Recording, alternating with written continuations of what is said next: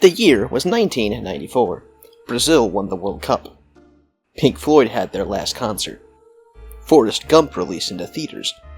And in December, Sony released its PlayStation.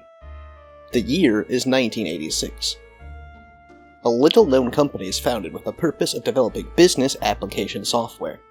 In 1994, following the announcement of the PlayStation, they pivoted to game development as part of a strategic expansion, and began development of a 3D RPG in the style of the era's other dungeon crawlers, most importantly, the Wizardry series, which at that point had released 7 full titles. That company was Fromsoft, and that game was Kingsfield.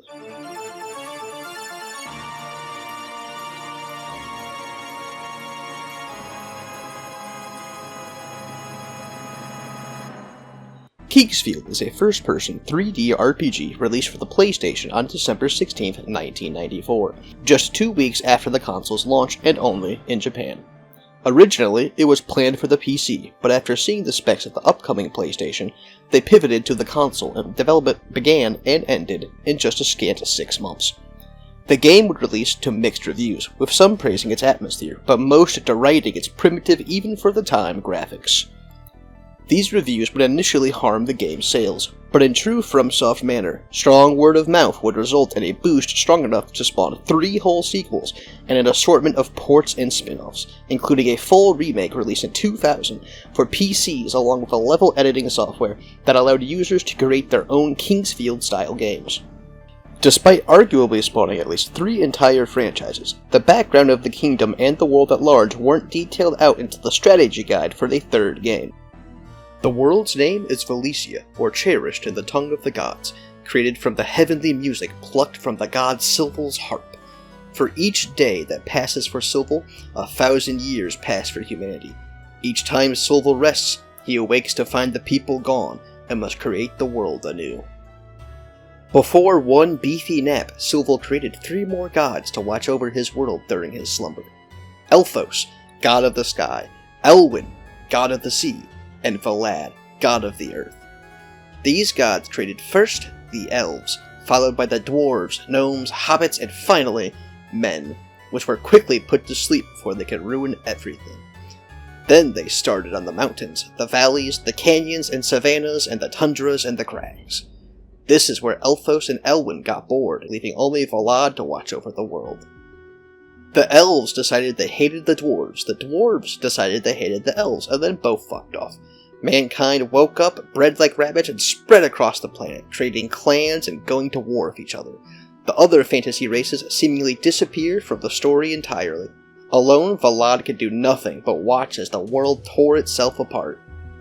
In a last-ditch effort, he revealed himself to the world in the form of 2 dragons, Guira and Sif, splitting his power between the 2.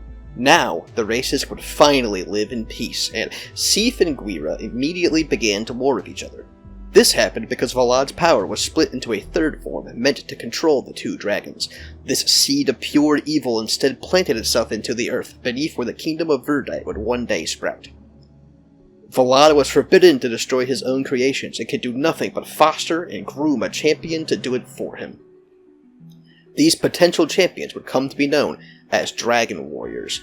When the seed of evil eventually grew into its power, these Dragon Warriors would arrive on golden draconic steeds, pushing it back into the earth under Verdite.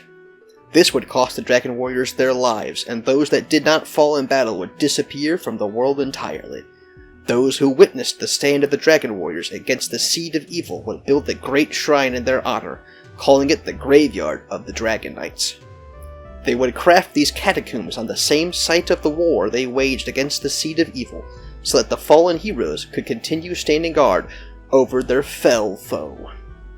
As the centuries passed and turned to millennia, the legend of the Dragon Warriors would fade almost entirely, and the shrine would become less and less tamed and cultivated, until it was left entirely to its own devices.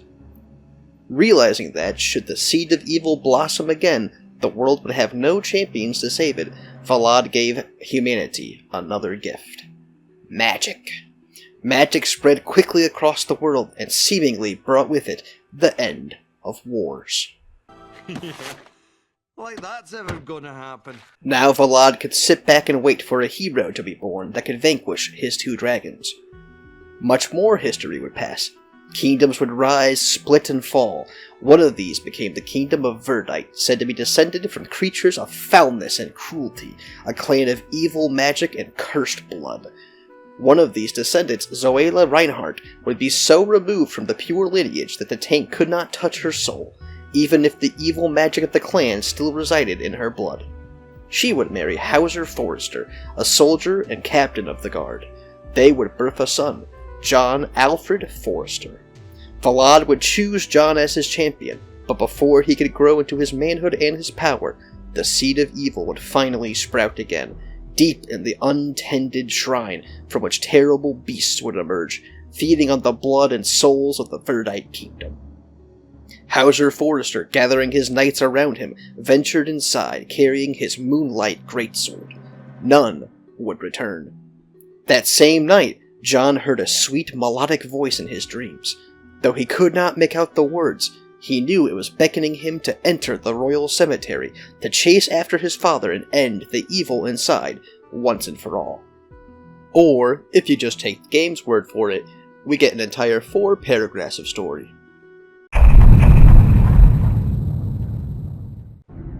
The game just sort of spawns you in a bleak mass of grey walls and leaves you to your own devices with no direction other than, go down, bro. Our starting equipment consists of a single sword. We need to remedy that. To start off, John can head straight to the groundskeeper's room, behind one of the first doors visible to us, where the first of many false walls is waiting. Even in Fromsoft's very first game, they were fond of hidden entrances. These are peppered everywhere throughout the game.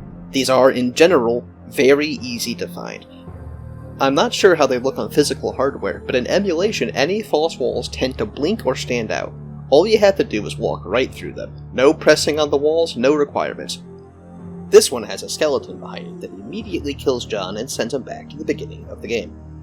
Let's talk about how John controls real quick.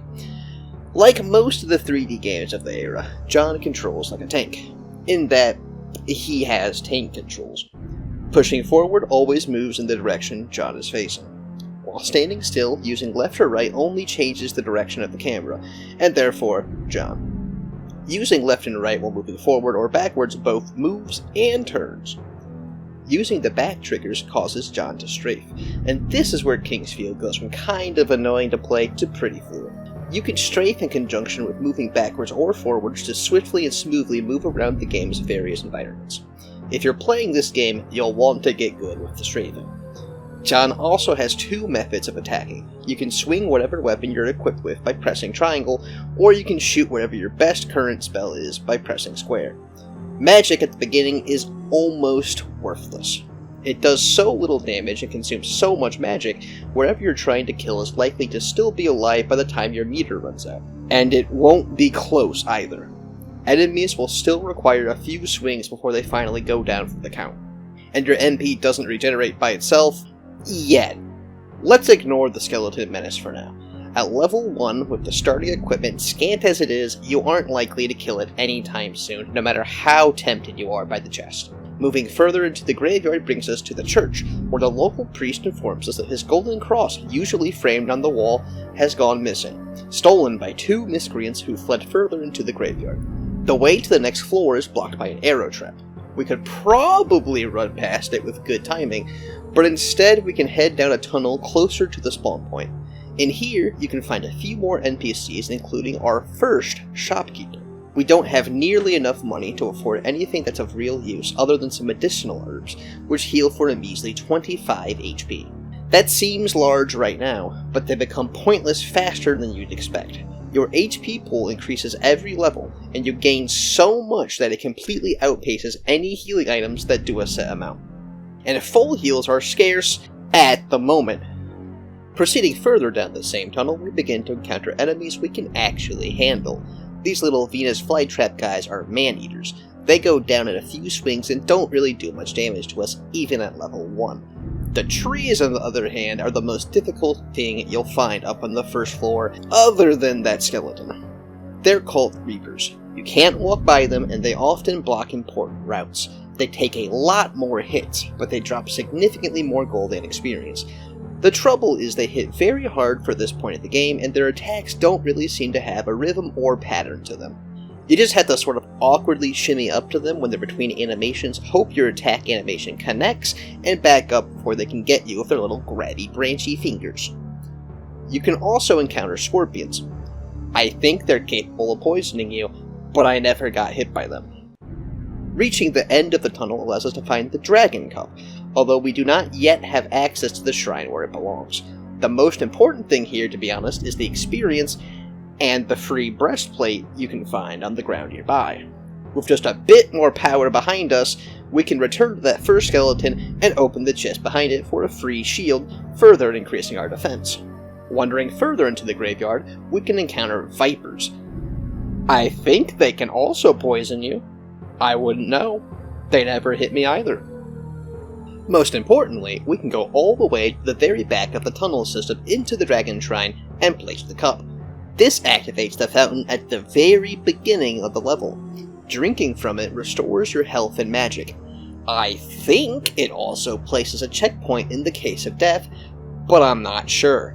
I only respawned there the one time, and I have no idea how to trigger it, because the next time it just returned me to the beginning again, back at level 1. Speaking of which, in key locations around the game, you can encounter a cross on the wall. Interacting with these allows you to save your game.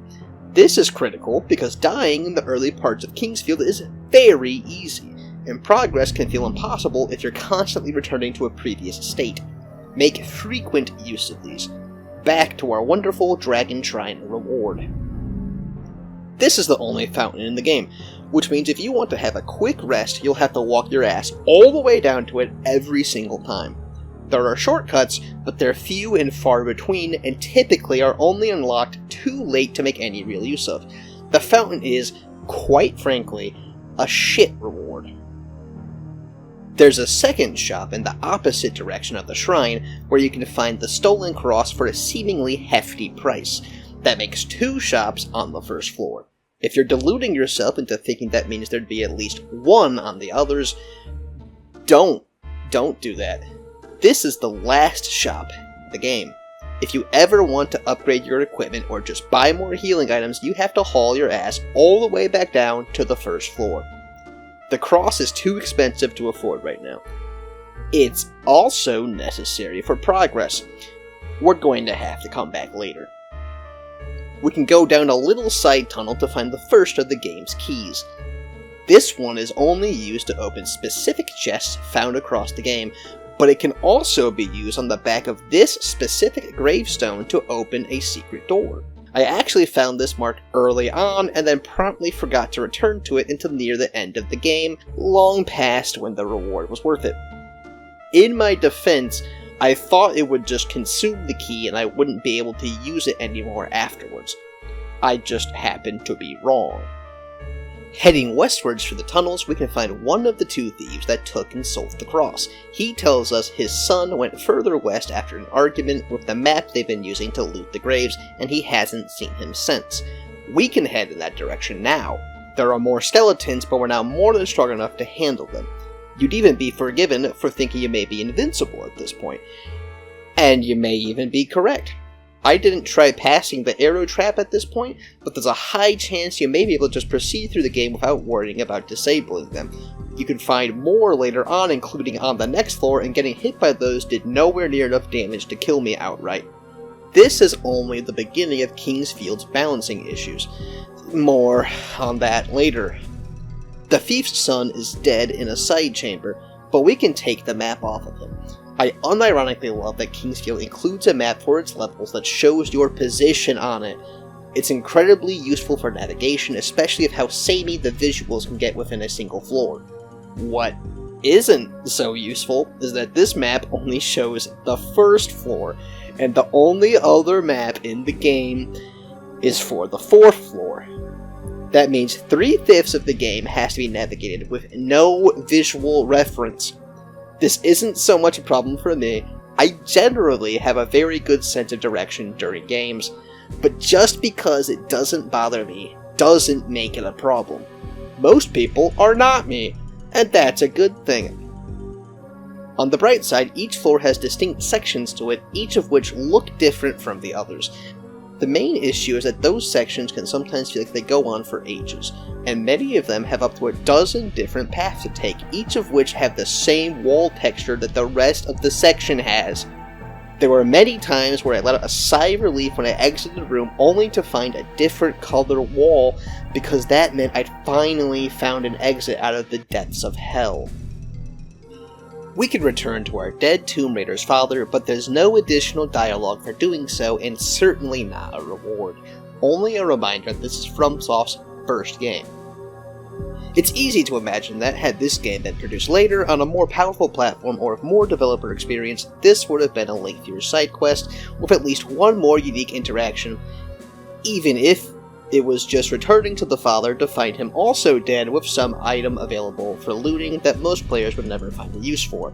We can further explore the graves ahead for more equipment and valuables, but we can't continue without finding a key that opens this door. For that, we need to return to Merchant Number 2, sell what goods we can, and finally purchase the cross. This is where those red gems you've hopefully been picking up come in use. They each sell for a lot of money, and you should have upwards of a dozen by now. Returning the cross to the church earns us our second key. This one is used in far more places, like the door we couldn't open in the graveyard. Don't worry about backtracking to it, the key also opens the door right outside the temple, and that puts us back to our destination. Beyond the door is more skeletons, more hidden passages, and, most importantly, this switch. This switch turns off the arrow trap, giving us access to the staircase downwards and... Ladies and gentlemen, and neither of those, you heard it correctly, we've got new music. We've also got a dozen different ways to go. Don't go this way, like I did. There's a sign that says not to proceed without the truth mirror, but I ignored that entirely and met my demise with a head eater, which is just a souped up man trap. That's the first thing you'll learn about the second floor. Everything is much stronger now. You may think this is where the previously mentioned balancing issues come in. You'd be wrong. Kingsfield has 3 major difficulty spikes. The first is right when you start the game and die to that damn skeleton.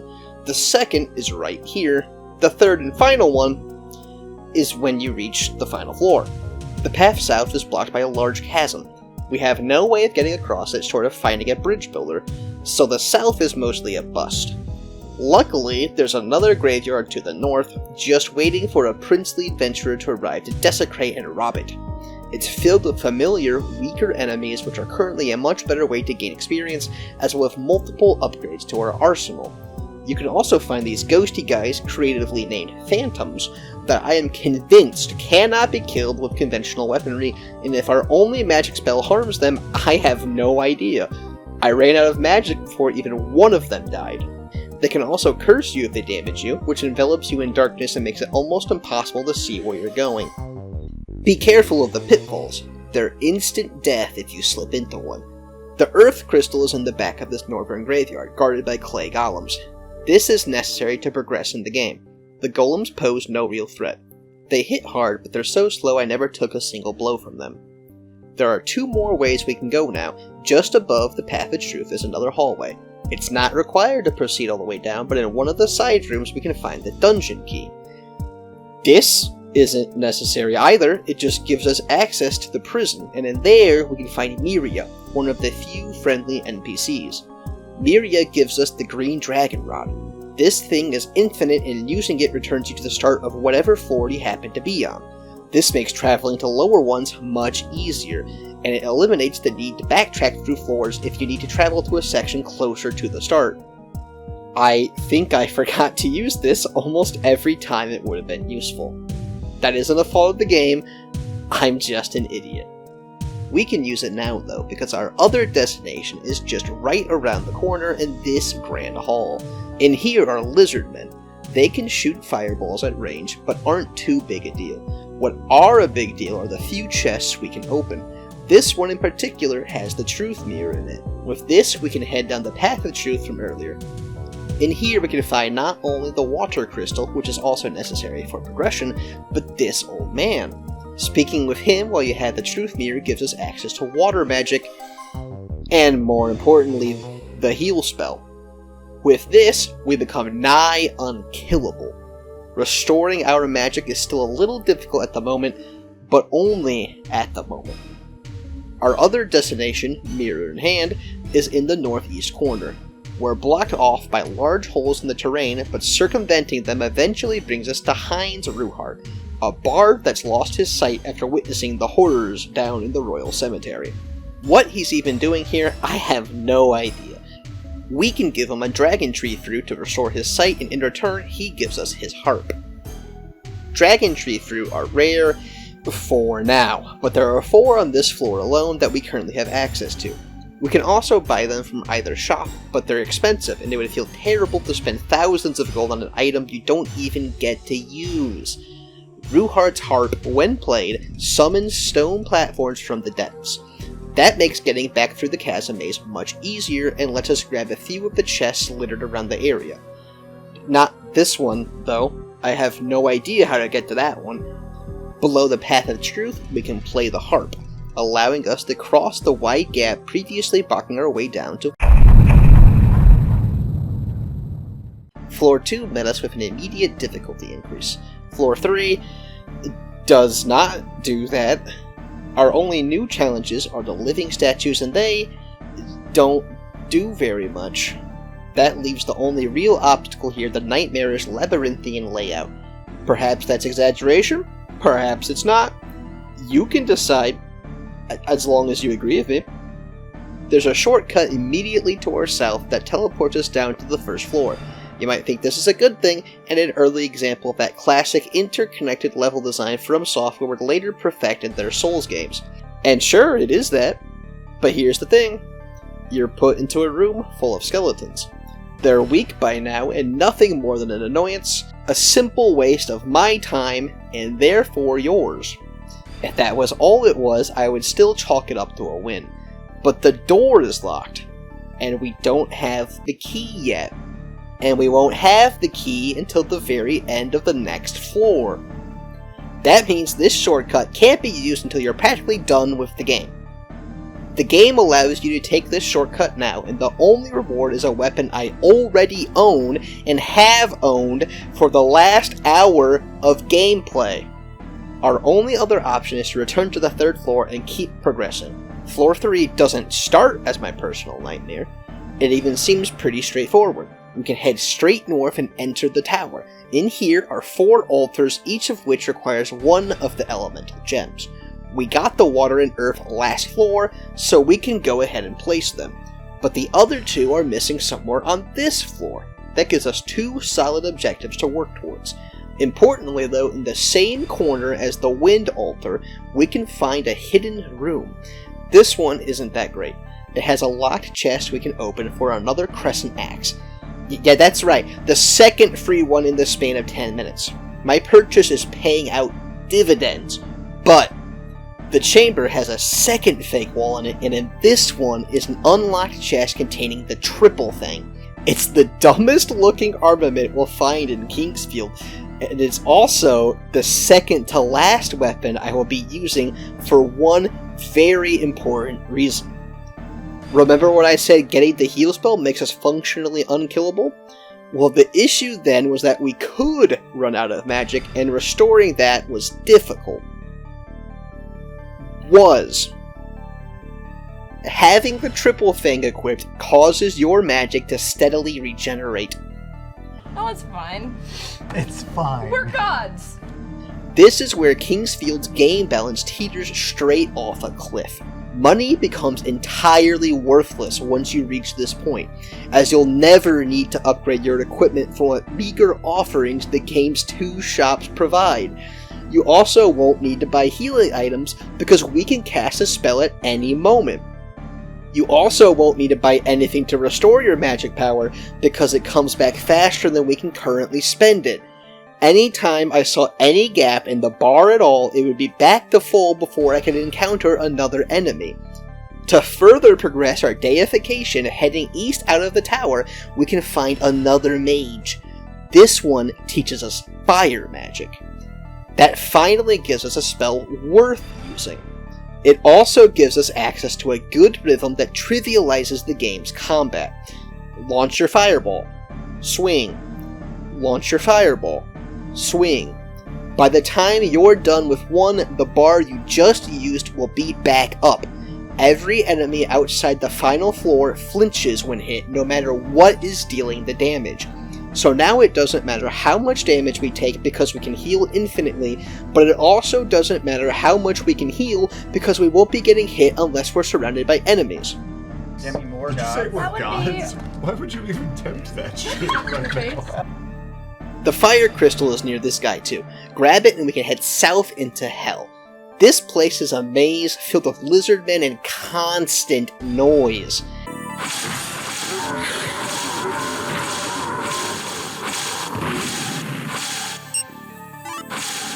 I hate it here. But deep in Beelzebub's bowels is the wind crystal, and we need that to finish decking out the tower. At the very least, once you've got it, you don't have to backtrack the way you came. You can drop down from this ledge or even just use your dragon rod, and it puts you right back at the entrance to the tower. Place the rest of the gems, and the center passage opens up, meaning we can go down. I take it back. That maze wasn't Beelzebub's bowels. This place is, complete with rock monster constipation. We're in the home stretch now, but that seed of evil isn't going to make things easy for us. The 4th floor is filled with traps, both the hole and the pendulum types, and you better believe it has arrows too, and a new enemy in the Death Fighters that love to hop around and fall into their own pits. There's another teleporter here that takes us back to the 3rd floor, but until we finish the 4th, it's worthless to us. It's a different door with the same lock, and we still don't have the key. One of the guards in the pit and the pendulum tells us that the Moonlight Greatsword was left nearby, and that gives us a tangible goal to work towards. I just wish I didn't have to kill 1,000,000 golems to get to it.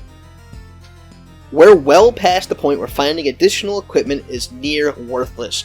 There are 3 axes on this floor alone, and we've been beyond that particular weaponry since floor 2. There's 1,000,000 herbs, but those don't heal enough to be remotely worth using over our nigh infinite magic. And the enemy variety doesn't differentiate much from the powered up golems until we get near the end, where they morph into even stronger golems. These ones throw rocks. This means that exploration feels pointless now. There's 1,000,000 different branching paths, but none of them have anything worth finding. There's a katana, but equipping it seemed to end my mana regeneration. It might as well have stayed at the flea market stall for $10 for all the use I got out of it. At the northmost point of the floor, we finally get the Magician's Key. A quick pit stop at this chest gives us access to the feather boots. These are the only boots we'll ever need. They allow us to walk over small pit traps without falling in. There have been quite a few throughout the game that were also blocking off access to chests. Between the boots and our new key, there's nowhere remaining we can't go. Well, with one exception. And it is worth exploring the game fully. One item I've neglected to mention are these large green gems known as Verdite. Whether the kingdom is named for them or they're named for the kingdom, I don't know. But using them increases your magic stat by 1. There aren't many ways to increase this other than leveling up, and getting this stat high is vital for one specific reason. Unlocking this door leads us to a grave surrounded by flowers. Well, medicinal herbs, but at this point they're nothing more than inventory decorations, so they might as well be tulips and tansies. This is the grave of John's father, Hauser Forrester. He made it near the end of the graveyard, but he succumbed to the power of evil all the same. We don't have the time to grieve him, but we do have the time to loot his grave. Finally, we have the Moonlight Greatsword. But here's the thing. It's currently out of batteries. That makes it just a large rock on a stick that we can swing around, functionally just as useful as the Dragon Bone Smasher's sword from Demon Souls. We've got to get it restored if we want to make full use of it, and that means heading towards... Every enemy on this floor is a goddamn nightmare. You've got the Jumping Knights, you've got Satan's own skeletons capable of shooting waves of evil through walls that shred into your health like me at a Chinese buffet looking at sugar buns. It has actual biblical demons. It's also like 5 rooms total. That means navigation isn't a problem at all. What is a problem is that the floor is more than happy to spam the most powerful enemies in the game. That doesn't mean I died, but it does mean I came close for the first time since floor 2. Fight your way to the very back and we meet again with Miria.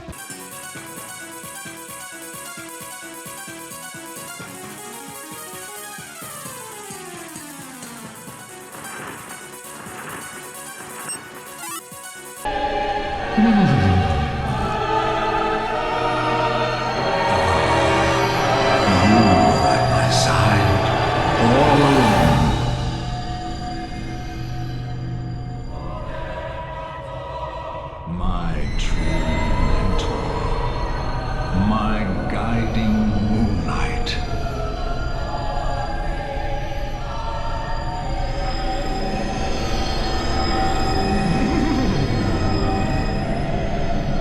The Moonlight Greatsword is the best weapon in the game. I have no way of proving this, but I know it's true in my heart. Finding the Forest Dragon also opens up the Dragon Shrines. While exploring the previous floors, you may have found these tucked away in hidden corners. None of them were breachable at the time, and they turned you away with a brief message. It is entirely worth returning to them now, as they each hold the best equipment in the game. On the way to them, I kill as many enemies as I can for a very important reason. There's a hidden mechanic in Kingsfield. Very specific weapons allow you to perform a magic attack, a combo done by hitting the magic button shortly after the attack begins. Here's the thing. This is communicated nowhere in the game, and it requires your magic stat to be ludicrously high. The only other weapon in the game I made significant use of that had a magic attack was the triple thing. You might be wondering why you saw no footage of its attack, or why I am continuing to not show it now. That's because even now, when I fully unlock the Moonlight Greatsword, I still don't meet the requirements. Triple Thing requires you to have both 60 strength and 60 magic, and I'm still sitting in the 50s. The Moonlight Greatsword requires 80 in both. Many people complete Kingsfield without ever knowing you can perform these attacks at all. Even acquiring every piece of Verdite in the game, following an excursion throughout almost every area in the game, didn't bring me to 80. That meant I needed levels. Each level raises your magic by 2 points. You may also have noticed that occasionally, while swinging at an enemy, your strength randomly increased by 1 point. Every 100 swings, you gain 1 point. Magic is the same, sort of. Every spell in the game increases the counter by a different number. Get the counter to 100 and your magic increases by 1. The problem? Well, your starter light spell increases it by 0. And your heal spell increases it by 0. And your resist fire increases it by 0. And your breath, you get the point. The first spell you get that increases the counter is Fireball. It only goes up by 1 for each cast. You could spend a few hours grinding the stat up little by little, but you're more likely to meet the requirements by level up than you are practice. At least, for a while. As your magic increases, you'll eventually learn Lightning Bolt. Aside from being a very powerful attack, this spell also increases your magic counter by an entire 9. 12 casts and your magic goes up by 1. Get it a bit higher and you'll learn Firewall. Firewall increases the counter by 17. Cast it 6 times and you get a magic point. On top of that, Firewall is very strong. It one-shots even the late-game enemies. Kill a few of them, and you get a level. Your magic then goes up by 2. I started this thinking it was going to be a complete slog of a grind. It took all of 10 minutes to get my magic to 80. And the Moonlight Greatsword's magic attack is...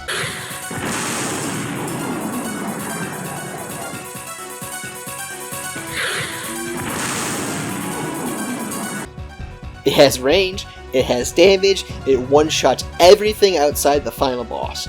It increases your magic counter by 14, meaning you get a point every 8 casts, making it even stronger. Oh, it's fine. It's fine. We're gods. We have one final trip to make before we go for the final boss. Remember how I said the shopkeepers sold dragon tree fruit, but it was too expensive? Well, now we can sell all our superfluous goods and become richer than Mansa Musa. Money is no longer an object. I didn't even bother spending it all on fruit. I stopped at 30.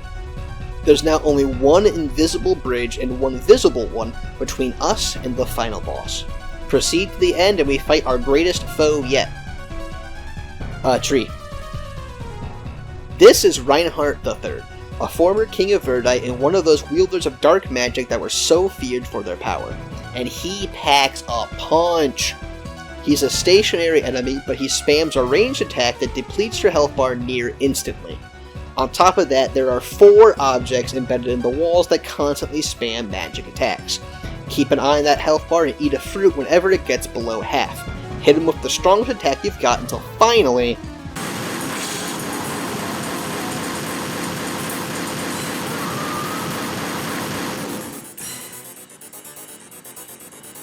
all John got for his trouble was trauma and a kick-ass sword. All we got was a brief credit sequence. Kingsfield was complicated. I picked up all 3 of the games released in America at the same time when I happened to spot them at a convention, and I loved the second one when I played it, even with all the jank it held. I went into this fully expecting more jank, and boy did I get it. Combat is functionally exactly what I expected. Up until magic became usable, I found myself using the same rhythm of swinging, backing up, and moving forward again on another swing, and that was more than enough to handle every enemy encountered in those lower floors. And combat itself doesn't feel all that great, which isn't all that good when it's the majority of gameplay Kingsfield has to offer. Every single weapon in the game feels exactly the same as the others. The only difference is how often you can swing them, and that's almost completely negligible. The higher your strength, the faster your attack meter fills up with heavier weapons equipped. And that's if that's how that mechanic works at all. I could be entirely imagining it, and I refuse to look any deeper. Reading the manual is for cowards. The game can be quite difficult in the early game, until you get used to what you're doing. The only times I died to an enemy were that first hidden skeleton and then that damn plant on the second floor. Other than those, the only times I died at all were to random pit traps I either didn't notice or just nicked with the corner of my hitbox. Fromsoft's never been exactly known for having deep stories in their games, and their very first entry isn't really an exception. Most of what I did to the beginning of the video is extra information released 2 entire games after this first one. And what's actually contained inside Kingsfield itself is sparse and limited, and contained mostly at the very beginning and very end of the game. You go in to kill Great Evil, you kill Great Evil, you leave. If you want a direct example of how non-existent the story in this game is, I had no idea what my character's name was until the credits began rolling. It sounds like I'm doing an awful lot of complaining, but that's really where my negative thoughts on the game end. I still had a lot of fun with Kingsfield, and I even had to stop myself from going ahead and launching into the sequel. Even with all the jank, I had a hard time putting the game down. Once you start getting powerful, the train never runs out of rails, and when I unlocked the lightning spell, I was cackling like Emperor Palpatine.